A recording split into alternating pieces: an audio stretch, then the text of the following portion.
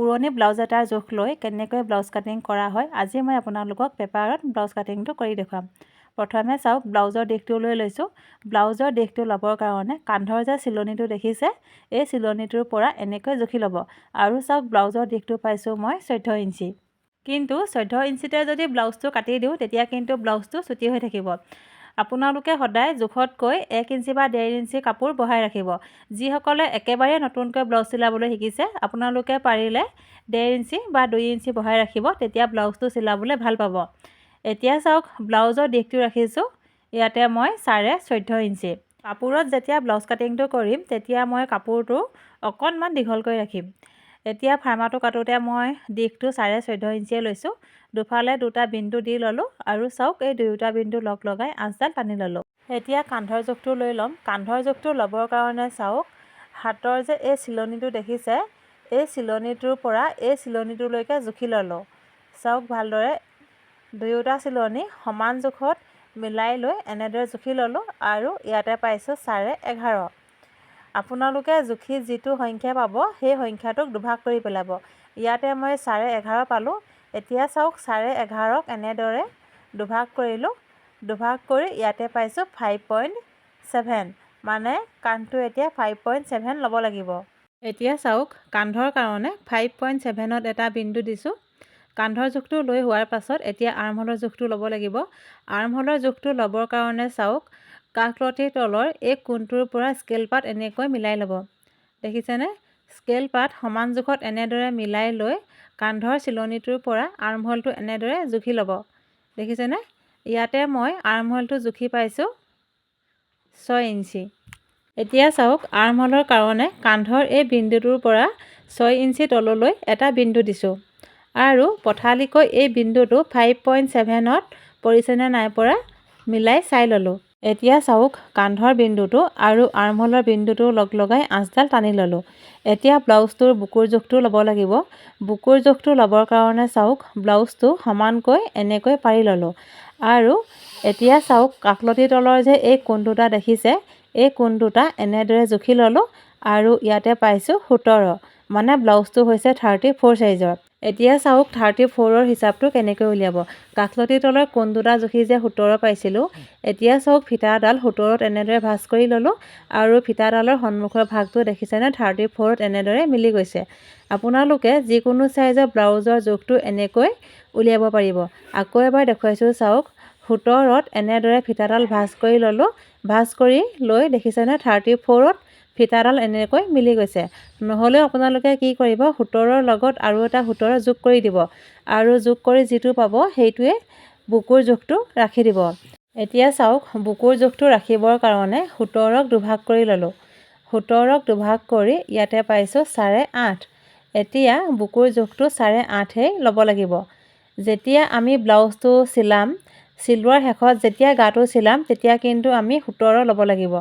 এতিয়া চাওক ইয়াতে মই 8.5 লৈছোঁ আৰু 8.5 ইঞ্চি দূৰত্বত এটা বিন্দু দিছোঁ আৰু ওপৰ ভাগৰ পৰা 6 ইঞ্চি দূৰত্বত এই বিন্দুটো পৰিছেনে নাই পৰা চাই ল'লোঁ। এতিয়া চাওক এই বিন্দুটোৰ পৰা আৰ্মহোলৰ কোণটোৰ সৈতে মিলাই আঁচডাল টানি ল'লোঁ।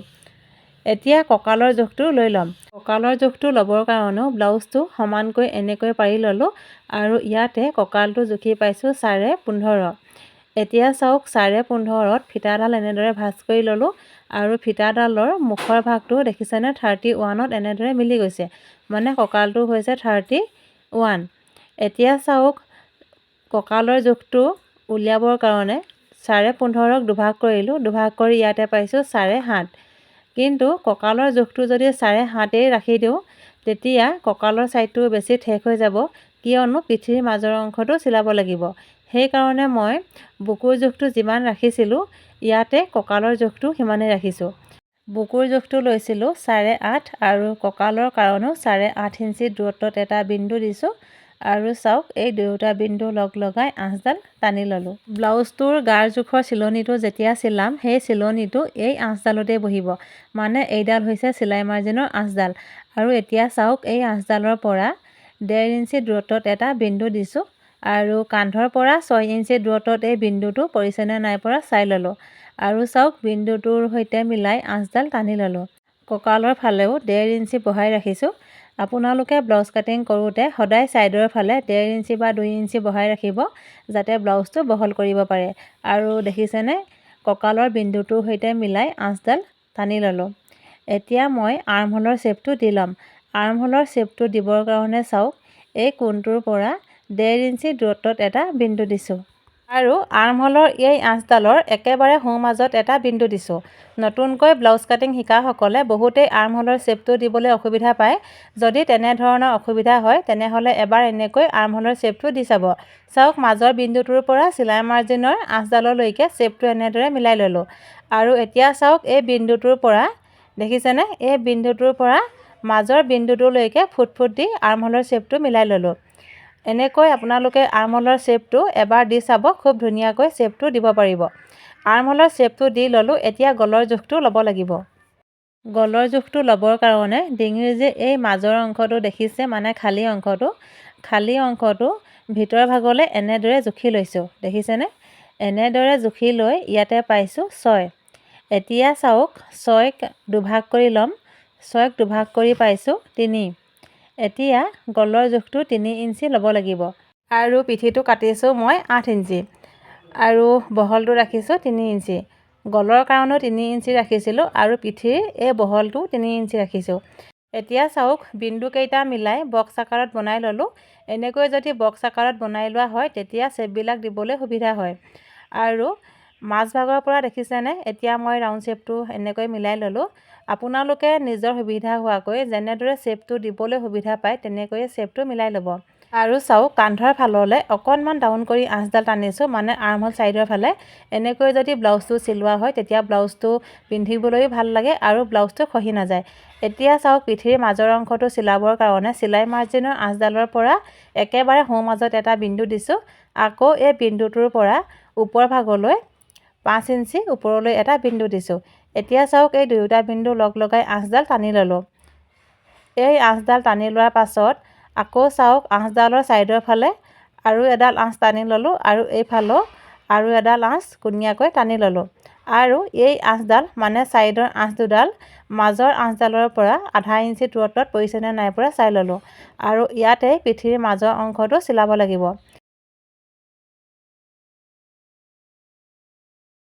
কান্ধৰ জোখটো লৈ হোৱাৰ পাছত আৰ্মহোলৰ জোখটো লৈ ল'ব। আৰু আৰ্মহোলৰ জোখটো লৈ হোৱাৰ পাছত ব্লাউজটোৰ বুকুৰ জোখটো লৈ ল'ব। ব্লাউজটোৰ পিঠিৰ ভাগটোৰ জোখমাখখিনি কৰি হৈ গ'ল। এতিয়া মই পিঠিৰ ভাগটো কাটি ল'ম। পিঠিৰ ভাগটো কাটি ল'লোঁ। এতিয়া সন্মুখৰ ভাগটো কাটিব লাগিব। সন্মুখৰ ভাগটো সদায় পিঠিৰ ভাগটোতকৈ 1 ইঞ্চি বা আধা ইঞ্চি জোখত দীঘল ৰাখিব, কিয়নো বেল্টৰ কাৰণে কাপোৰ অকণমান বেছিকৈ লাগে। এতিয়া চাওক, পিঠিৰ ভাগটোৰ দীঘলটো ৰাখিছিলোঁ 14.5 ইঞ্চি আৰু সন্মুখৰ ভাগটোৰ দীঘলটো ৰাখিম এতিয়া 15 ইঞ্চি। মানে সন্মুখৰ ভাগটো পিঠিৰ ভাগটোতকৈ আধা ইঞ্চি জোখত দীঘল ৰাখিছোঁ। এতিয়া চাওক, কাগজখনৰ তলৰ অংশটোৰ পৰা আধা ইঞ্চি ওপৰলৈ এটা বিন্দু দিছোঁ আৰু এইফালেও আধা ইঞ্চি ওপৰলৈ এটা বিন্দু দিছোঁ। এতিয়া এই দুয়োটা বিন্দু লগাই আঁচডাল টানি ল'লোঁ। পিঠিৰ শ্বেপটো ইয়াতে এতিয়া আঁকি ল'ম। পিঠিৰ শ্বেপটো আঁকিবৰ কাৰণে চাওক, আঁচডালত পিঠিৰ ভাগটো এনেদৰে সমান জোখত মিলাই ল'লোঁ। দেখিছেনে, এনেদৰে সমান জোখত মিলাই লৈ পিঠিৰ শ্বেপটো ইয়াতে আঁকি ল'লোঁ। পিঠিৰ শ্বেপটো আঁকোতে চিলাই মাৰ্জিনৰ পোনতে এই চিনটো দি ল'ব। দেখিছেনে, চিলাই মাৰ্জিনৰ আঁচডালৰ পোনত মই চিনটো দি ল'লোঁ আৰু পিঠিৰ শ্বেপটো আঁকি ল'লোঁ। এতিয়া চাওক, প্ৰথমে মই চিলাই মাৰ্জিনৰ আঁচডাল টানি ল'লোঁ। চিলাই মাৰ্জিনৰ আঁচডাল টানি হোৱাৰ পাছত এতিয়া আৰ্মহোলৰ জোখটো লৈ ল'ম। আৰ্মহোল আছিলে 6 ইঞ্চি। দেখিছেনে, কান্ধৰ পৰা 6 ইঞ্চি দূৰত্বত এটা বিন্দু দিছোঁ আৰু পঠালিকৈও এই বিন্দুটো 5.7 ইঞ্চি দূৰত্বত পৰিছেনে নাই পৰা চাই ল'লোঁ। এতিয়া চাওক, কান্ধৰ বিন্দুটোৰ পৰা আৰ্মহোলৰ বিন্দুটোৰ সৈতে মিলাই আঁচডাল টানি ল'লোঁ আৰু এই কোণটোৰ পৰাও দেখিছেনে, এই কোণটোৰ পৰাও আঁচডাল টানি বক্স আকাৰত বনাই ল'লোঁ। আৰ্মহোলৰ শ্বেপটো দিবলৈ চাওক, যদি আপোনালোকে পিঠিৰ আৰ্মহোলৰ এই শ্বেপটোৰ পৰা জোখে তেনেহ'লে আধা ইঞ্চি তললৈ বিন্দুটো দিব আৰু যদি এই কোণটোৰ পৰা জোখে তেনেহ'লে 1 ইঞ্চি ওপৰলৈ বিন্দুটো দিব। দেখিছেনে, কোণটোৰ পৰা 1 ইঞ্চি দূৰত্বত বিন্দুটো দিছোঁ আৰু এতিয়া আৰ্মহোলৰ শ্বেপটো মই মিলাই লৈছোঁ। প্ৰথমে চাওক, এনেকৈ ফুট দি চিলাই মাৰ্জিনৰ আঁচডাললৈকে শ্বেপটো মিলাই ল'লোঁ আৰু এতিয়া এই মাজৰ অংশটোৰ পৰা শ্বেপটো ধুনীয়াকৈ মিলাই ল'লোঁ। আৰ্মহোলৰ শ্বেপটো মিলাই ল'লোঁ। এতিয়া ডিঙিৰ জোখটো লৈ ল'ম। ডিঙিৰ জোখটো ল'বৰ কাৰণে চাওক, হুক পট্টিটোৰ একেবাৰে পোনে পোনে এনেকৈ স্কেল পাত ৰাখি ল'ব। স্কেল পাত ৰাখি ল'লে আপোনালোকে জোখটো ল'বলৈ সুবিধা পাব। এতিয়া চাওক, কান্ধৰ পৰা মই দেখিছেনে ডিঙিৰ ছাইডটো এনেকৈ জুখি ল'লোঁ আৰু ইয়াতে পাইছোঁ 6। এতিয়া ডিঙিৰ জোখটো 6 ইঞ্চি ল'ব লাগিব। চাওক, কান্ধৰ পৰা 6 ইঞ্চি তললৈ এটা বিন্দু দিছোঁ আৰু পথালিকৈ এই বিন্দুটো 3 ইঞ্চি দূৰত্বত পৰিছেনে নাই পৰা চাই ল'লোঁ। এতিয়া এই বিন্দুকেইটা মিলাই বক্স আকাৰত বনাই ল'ম। বিন্দুকেইটা মিলাই বক্স আকাৰত বনাই ল'লোঁ। এতিয়া ডিঙিৰ ৰাউণ্ড শ্বেপটো দিব লাগিব। ডিঙিৰ ৰাউণ্ড শ্বেপটো দিবৰ কাৰণে চাওক, মাজৰ অংশটোৰ পৰা এনেকৈ মই শ্বেপটো মিলাই ল'লোঁ। আপোনালোকে নিজৰ সুবিধা মতে যেনেদৰে সুবিধা হয় তেনেকৈ শ্বেপটো মিলাই ল'ব। দেখিছেনে, আঁচডালৰ সৈতে মিলাই ৰাউণ্ড শ্বেপটো এনেকৈ দি ল'লোঁ। এতিয়া বেল্টৰ পিচটো কাটি ল'ম। বেল্টৰ পিচটো কাটিবৰ কাৰণে চাওক, ব্লাউজটোত মই জুখি লৈছোঁ আৰু কান্ধৰ যে চিলনিটো দেখিছে, এই চিলনিটোৰ পৰা বেল্টৰ যিটো চিলনি থাকে সেই চিলনিটোলৈকে জুখি ল'লোঁ আৰু ইয়াতে জুখি পাইছোঁ 12। এতিয়া চাওক, কান্ধৰ পৰা 12 ইঞ্চি তললৈ এটা বিন্দু দিছোঁ আৰু এই বিন্দুটোৰ পোনকৈ আঁচডাল টানি ল'লোঁ। এতিয়া ব্ৰা কাটৰ জোখটো ল'ব লাগিব। ব্ৰা কাটৰ জোখটো ল'বৰ কাৰণে ব্ৰা কাটটোৰ ছাইডৰ এই চিলনিটোৰ পৰা হুক পট্টিলৈকে জুখি লৈছোঁ আৰু ইয়াতে পাইছোঁ 6। এতিয়া ব্ৰা কাটৰ জোখটো 6 ইঞ্চি ল'ব লাগিব। চাওক, কাগজখনৰ এই বন্ধ ছাইডটোৰ পৰা 6 ইঞ্চি আঁতৰলৈ এটা বিন্দু দিছোঁ আৰু আৰ্মহোলৰ এই কোণটোৰ পৰা দেখিছেনে, আৰ্মহোলৰ এই ৰাউণ্ড শ্বেপটোৰ পৰা 2.5 ইঞ্চি তললৈ এটা বিন্দু দিছোঁ আৰু ডিঙিৰ ফাললৈ এই কোণটোৰ পৰা 1 ইঞ্চি ওপৰলৈ এটা বিন্দু দিছোঁ। এতিয়া এই আটাইকেইটা বিন্দু লগ লগাই ব্ৰা কাটৰ শ্বেপটো দিব লাগিব। আপোনালোকে এটা কাম কৰিব, তলৰ বিন্দুটোৰ পৰা ওপৰলৈকে আঁচডাল এনেকৈ টানি ল'ব। এনেকৈ যদি আঁচডাল টানি লোৱা হয়, ব্ৰা কাটৰ শ্বেপটো দিবলৈ ভাল পাব। এতিয়া চাওক, বিন্দুকেইটা এনেদৰে মিলাই ব্ৰা কাটৰ শ্বেপটো মই দি লৈছোঁ।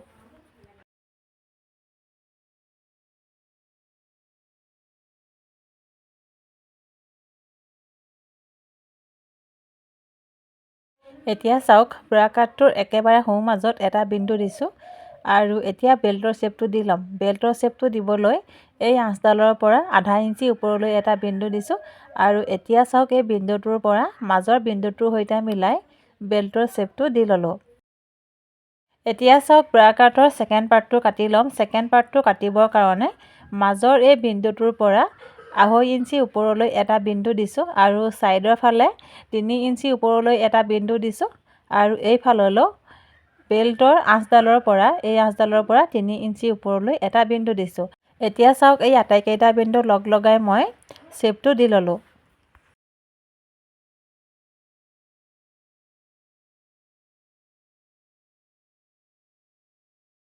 সন্মুখৰ ভাগটোৰ জোখমাখখিনি কৰি কাটি ল'লোঁ। এতিয়া ব্ৰা কাটটো ডাঙৰকৈ কাটি ল'ম।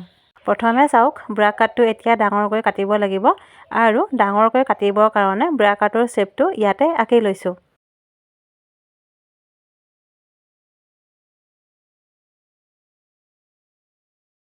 ব্ৰা কাটৰ শ্বেপটো আঁকি ল'লোঁ।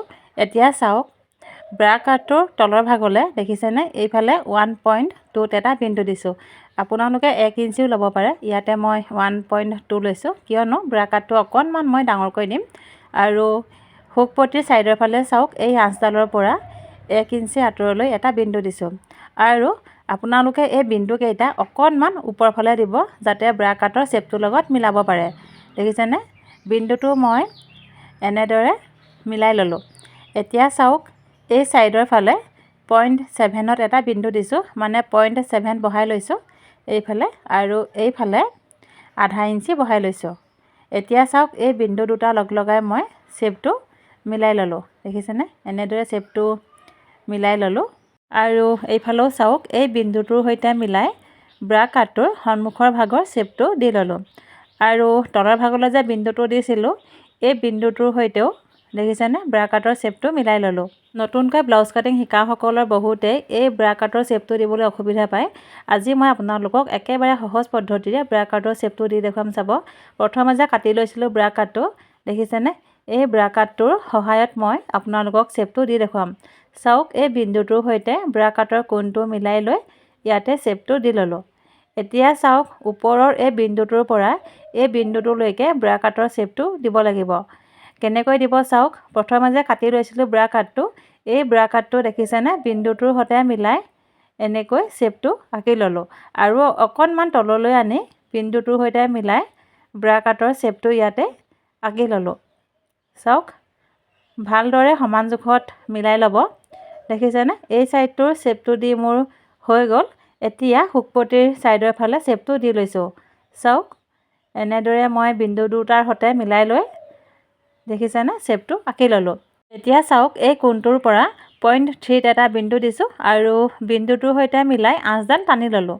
দেখিছেনে এনেকৈ আঁচডাল টানি মিলাই ল'লোঁ আৰু ব্ৰা কাটটোৰ একেবাৰে সোঁ মাজত এটা বিন্দু দিছোঁ আৰু এই বিন্দুটোৰ পৰা তলৰ ভাগলৈ 0.3 এটা বিন্দু দিছোঁ আৰু চাওক ব্ৰা কাটটোৰ এইফালৰ এই কোণটোত দেখিছেনে এই কোণটোৰ পৰা 0.2 এটা বিন্দু দিছোঁ আৰু বিন্দুটোৰ সৈতে শ্বেপটো মিলাই ল'লোঁ। এতিয়া ব্ৰা কাটটোৰ তলৰ ভাগৰ শ্বেপটো মই দি লৈছোঁ। দেখিছেনে এনেদৰে ফুট ফুট কৰি বিন্দুকেইটা মিলাই ল'ব। চাওক প্ৰথমে মই সোঁ মাজলৈকে ফুট ফুট দি বিন্দু দুটা মিলাই ল'লোঁ আৰু এতিয়া চাওক এই ছাইডৰ ফালেও বিন্দুটো এনেদৰে মিলাই ল'লোঁ। ব্ৰা কাটৰ শ্বেপটো ধুনীয়াকৈ মিলাই ল'লোঁ আৰু চাওক জোখমাখখিনি কৰি হৈ গ'ল। এতিয়া মই ব্ৰা কাটটো কাটি ল'ম। নতুনকৈ ব্লাউজ কাটিং শিকি থকাসকলে এনেকৈ এবাৰ ব্ৰা কাটটো কাটি চাব আৰু খুব ধুনীয়াকৈ সহজভাৱে ব্ৰা কাটটো কাটিব পাৰিব। ব্ৰা কাটটো মই কাটি ল'লোঁ। এতিয়া ব্ৰা কাটৰ ছেকেণ্ড পাৰ্টটো কাটিব লাগিব। ছেকেণ্ড পাৰ্টটো কাটিবৰ কাৰণে চাওক ব্ৰা কাটটো জুখি লৈছোঁ আৰু ইয়াতে ব্ৰা কাটটো জুখি পাইছোঁ 8। এতিয়া চাওক কাগজখনত মই 8 ইঞ্চিত এটা বিন্দু দিছোঁ। দেখিছেনে এইফালেও এটা বিন্দু দি ল'লোঁ আৰু এই বিন্দুটোৰ পৰা ওপৰ ভাগলৈ 3.5 ইঞ্চি ওপৰলৈ এটা বিন্দু দিছোঁ আৰু এইফালেও 3.5 ইঞ্চি ওপৰলৈ এটা বিন্দু দিছোঁ আৰু এতিয়া চাওক এই আটাইকেইটা বিন্দু লগ লগাই বক্স আকাৰত বনাই ল'লোঁ।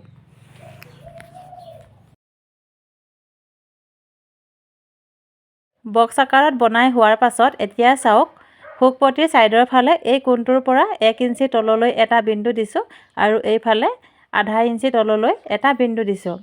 এতিয়া চাওক ব্ৰা কাটৰ সহায়ত মই ছেকেণ্ড পাৰ্টটোৰ শ্বেপটো দি ল'ম। ব্ৰা কাটৰ শুকপতিৰ ছাইডৰ ফালৰ এই কোণটো যে দেখিছে এই কোণটো এই বিন্দুটোৰ সৈতে মিলাই ল'ব। চাওক এনেদৰে দুয়োটা বিন্দুৰ সৈতে ব্ৰা কাটৰ কোণ দুটা এনেকৈ মিলাই লৈ ব্ৰা কাটৰ শ্বেপটো ইয়াতে আঁকি ল'ব। এনেকৈ যদি কটা হয় ব্ৰা কাটটো দেখিবলৈ বহুত বেছি ধুনীয়া হয় আৰু দেখিছেনে ছেকেণ্ড পাৰ্টটো মই জোখমাখখিনি কৰি ল'লোঁ। এতিয়া ছেকেণ্ড পাৰ্টটো কাটি ল'ম। ব্ৰা কাটটো আৰু ব্ৰা কাটৰ ছেকেণ্ড পাৰ্টটো কাটি ল'লোঁ। এতিয়া হাতখন কাটি ল'ম। হাতখন কাটিবৰ কাৰণে চাওক কাগজখন দুজাপ কৰি লৈছোঁ আৰু কাগজখনৰ যে এই বন্ধ ছাইডটো দেখিছে এই বন্ধ ছাইডটো নিজৰ গাৰ ফালে দি লৈছোঁ। এতিয়া চাওক হাতখন কাটিবৰ কাৰণে মই পিঠি ছাইডটো লৈ লৈছোঁ আৰু ইয়াতে আৰ্মহোলটো জুখি লৈছোঁ। কান্ধৰ পৰা ফিটাডাল এনেকৈ লৈ আৰ্মহোলটো জুখি ল'ব আৰু ইয়াতে আৰ্মহোলটো পাইছোঁ 9। আৰ্মহোলটো জুখি ল'লোঁ। এতিয়া প্ৰথমে হাতখনৰ দিশটো লৈ লৈছোঁ। হাতখনৰ দিশটো ৰাখিছোঁ মই 11। চাওক 11 ইঞ্চি ওপৰলৈ এটা বিন্দু দিছোঁ আৰু এইফালেও 11 ইঞ্চি ওপৰলৈ এটা বিন্দু দি এই দুয়োটা বিন্দু লগ লগাই আঁচডাল টানি ল'লোঁ। এতিয়া চাওক আৰ্মহোলটো জুখি যে 9 পাইছিলোঁ সেই 9টো ইয়াতে আমি ল'ব লাগিব। চাওক কাগজখনৰ এই বন্ধ ছাইডটোৰ পৰা দেখিছেনে 9 ইঞ্চি দূৰত্বত এটা বিন্দু দিছোঁ আৰু তলৰ ভাগলৈও 9 ইঞ্চি দূৰত্বত এটা বিন্দু দি এই দুয়োটা বিন্দু লগ লগাই আঁচডাল টানি ল'লোঁ।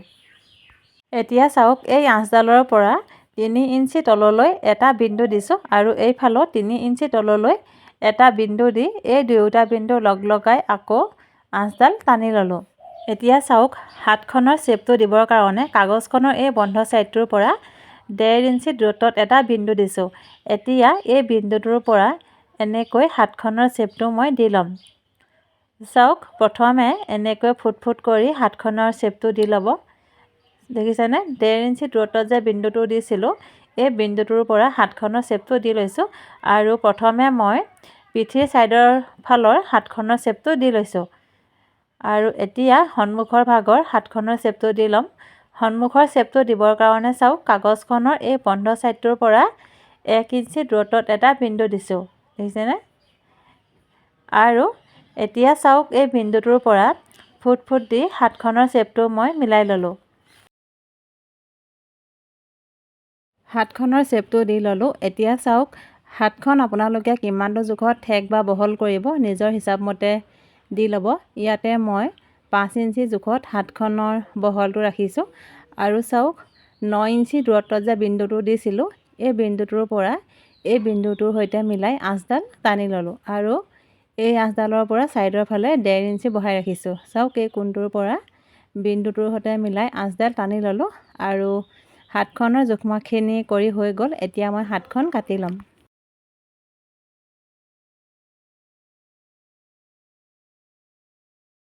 আৰু হাতখনৰ যে সন্মুখৰ ভাগটোৰ কাৰণে শ্বেপটো আঁকি লৈছিলোঁ এই শ্বেপটোৰ পোনতেই এতিয়া কাটি দিছোঁ। হাতখন মই কাটি ল'লোঁ। এতিয়া আপোনালোকক এই ফৰ্মাটো ব্যৱহাৰ কৰি ব্লাউজটো চিলাই দেখুৱাম। প্ৰথমে মই লাইনিং কাপোৰটোত ব্লাউজ কাটিংটো কৰি ল'ম আৰু চাওক কাপোৰখন মই এনেধৰণে দুজাপ কৰি লৈছোঁ। দেখিছেনে? এনেধৰণে দুজাপ কৰি লৈ কাপোৰখনৰ বন্ধ ছাইডটো নিজৰ গাৰ ফালে দি লৈছোঁ। প্ৰথমে মই পিঠিৰ ভাগটো কাটি ল'ম আৰু চাওক পিঠিৰ ভাগটো কাটিবৰ কাৰণে মই দেখিছেনে পিঠিৰ ভাগটো লৈ লৈছোঁ আৰু কাপোৰখনৰ বন্ধ ছাইডটোৰ ফালে পিঠিৰ বন্ধ ছাইডটো এনেধৰণে ৰাখি লৈছোঁ। ভালদৰে মন কৰিব আপোনালোকে। আৰ্মহোলৰ ছাইডটো যে দেখিছে আৰ্মহোল ছাইডটো কাপোৰখনৰ খোলা অংশটোৰ ফালে এনেকৈ ৰাখি লৈছোঁ আৰু পিঠিৰ বন্ধ ছাইডটো কাপোৰখনৰ বন্ধ ছাইডটোৰ ফালে এনেকৈ ৰাখি পিঠিৰ শ্বেপটো ইয়াতে আঁকি ল'লোঁ।